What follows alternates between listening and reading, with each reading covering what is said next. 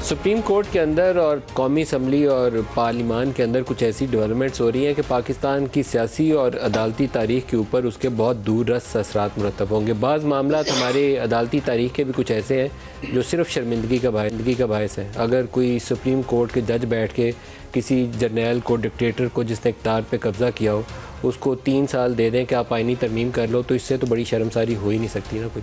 फिर पीसीओ के तहत हल्फ उठा लेना और किसी डिक्टेटरशिप के अंदर किए हुए इक़दाम को तहफ़्फ़ुज़ दे देना, वो भी उसी ज़ुमरे में आता है। लेकिन ये सिर्फ यहीं तक नहीं है।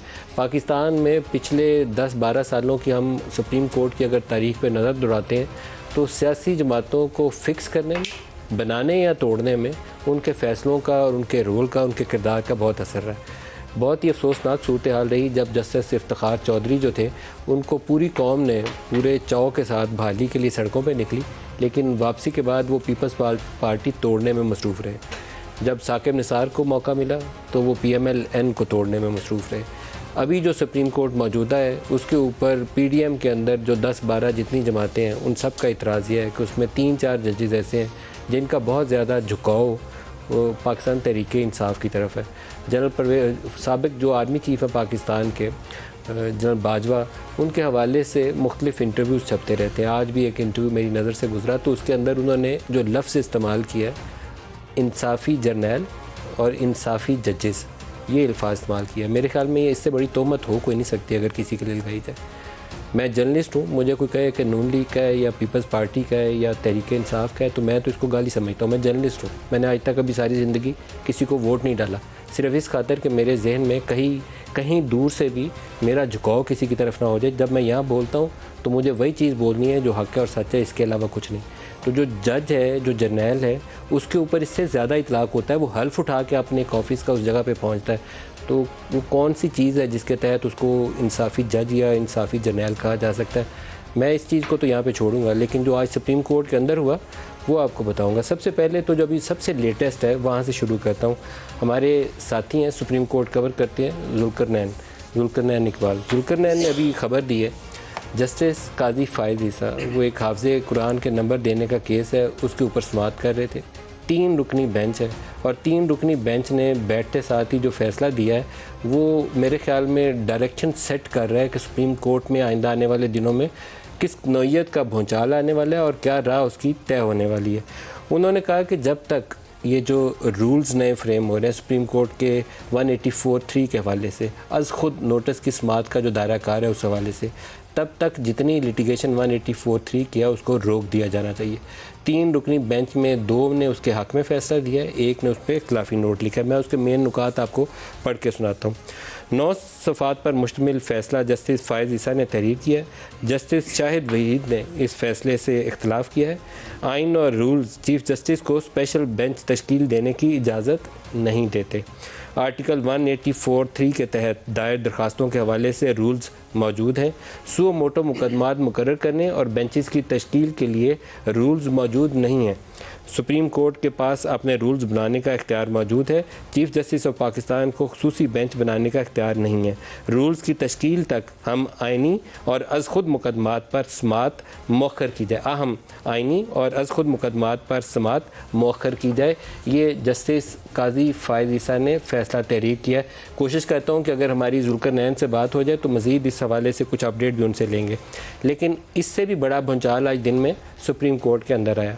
सुप्रीम कोर्ट में जब जस्टिस मंदोखेल ने डे बिफोर यस्टरडे उन्होंने पहले ज़िक्र किया कि 4 की इख्तिलाफ़ी राय थी, 4-3 का फ़ैसला है। कल उन्होंने वजाहत की कि ये हमारा इंटरनल मामला है, तो चीफ़ जस्टिस ऑफ पाकिस्तान ने उनका शुक्रिया अदा किया। और उसके बाद तहरीक-ए-इंसाफ़ वाले, आई डोंट नो कि उनको क्यों खुशी इतनी महसूस हुई इस मामले में, वो ढोल बजा रहे थे कि वो जितनी खुशी हो रही थी PDM को, सब पे पानी फेर दिया। जस्टिस मंदोखेल ने यह कहा कि ये हमारा इंटरनल मामला है। जस्टिस मंदोखेल ने आज उसके ऊपर जो वजाहत सुप्रीम कोर्ट के अंदर की है वो ये तय कर रही है कि ये फ़ैसला 4 जजेस अपनी जगह पे खड़े हैं, हिले नहीं हैं वहाँ से। क्या कह रहे हैं वो? मैं अपने फ़ैसले और शॉर्ट ऑर्डर पर आज भी कायम हूँ, जस्टिस मंदोखेल कह रहे हैं। ये इंटरनल मामला सिर्फ हमारे रूल्स का है। हम 4 जजेस ने अज़ खुद नोटिस और दरख्वास्तें मुस्तरद की हैं। 4 जजेस का फ़ैसला ही ऑर्डर ऑफ द कोर्ट है। 4 जजेस का फ़ैसला ही ऑर्डर ऑफ द कोर्ट है। ये order of the court chief justice Pakistan ने जारी ही नहीं किया है। आप अंदाज़ा करिए gravity of the situation. Supreme court के जजेस सुप्रीम कोर्ट के बेंच में बैठे हुए कह रहे हैं कि order of the court supreme court ने जारी नहीं किया, ये 4-3 का फैसला है। जज साहब कह रहे हैं जो उस बेंच का हिस्सा थे। ये दूसरा मौका है। पहले ये हुआ था कि जो ज़ुबानी ऑर्डर का दिया गया कोर्ट के अंदर और जो ऑर्डर लिखवाया गया उसमें फ़र्क है। ये पहले 2 जजेस इसके ऊपर सवाल उठा चुके हैं और जस्टिस मंदोखेल ने तो आज उसके ऊपर मोहर लगा दी। उन्होंने कहा ये 4-3 का मामला है, 3-2 का तो था ही नहीं। ऑर्डर ऑफ द कोर्ट किधर है? ऑर्डर ऑफ द कोर्ट तो दिया ही नहीं चीफ जस्टिस ने। आज अदालत के रिकॉर्ड की फ़ाइल मंगवा लें, इसमें ऑर्डर ऑफ द कोर्ट है ही नहीं है। ऑर्डर ऑफ द कोर्ट पर तमाम जजेस साइन करते हैं। जब फैसला ही नहीं था तो सदर ने इलेक्शन की तारीख कैसे दे दी? अब यहाँ से एक नया क्राइसिस शुरू होता है।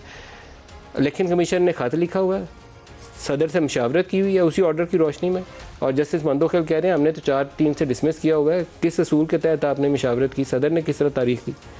जब ऑर्डर ऑफ द कोर्ट आया ही नहीं तो इलेक्शन कमीशन ने अमल कैसे किया? मुमकिन है कि फ़ैसला समझने में हमसे गलती होगी। इलेक्शन कमीशन के वकील ने कहा हो सकता है कि हमसे गलती होगी हो। क्या मुख्तसर हुक्मनामे में लिखा है कि फ़ैसला 4-3 का है? जस्टिस मुनीब अख्तर ने उनसे सवाल किया। खुली अदालत में 5 जजेस ने मुकदमा सुना और फैसला देकर दस्तखत भी किए। ये भी जस्टिस मुनीब कह रहे हैं।